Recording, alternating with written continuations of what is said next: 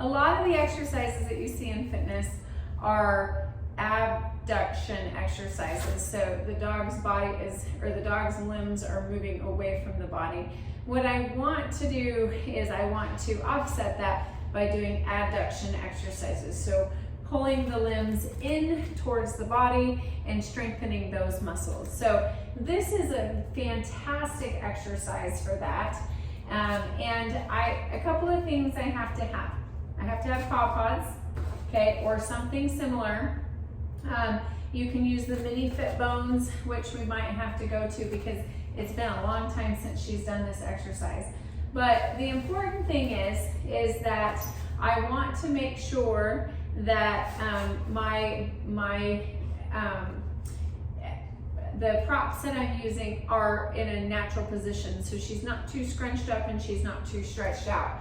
There are obviously times and places for those kinds of things, but for this exercise, I want it in a natural stance. So my dog has to have value for foot targeting, so stand, feet, where they can put both their front feet on something and touch, and their rear feet on something, okay? But basically what I'm doing here is I'm getting her to adduct and bring her limbs in close together, and she's holding that position. She's in a nice natural stance. I could bring her head up just a little bit, because you can see if I reward her low, that shifts her weight forward. So I want to bring her head up a little bit, and it's funny because when I do that, she's losing her footing behind, which tells me that there's a possibility that this back one is a little too close and I need to spread it out, okay?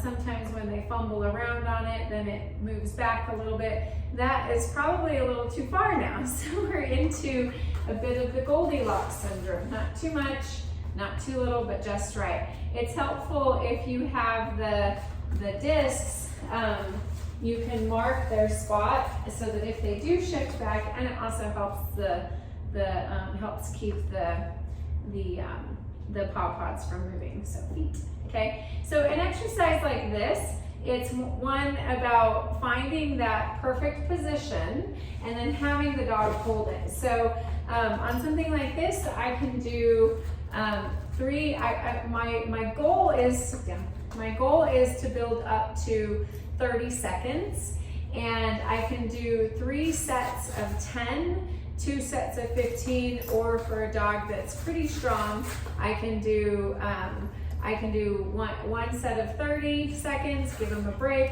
and then another set of 30.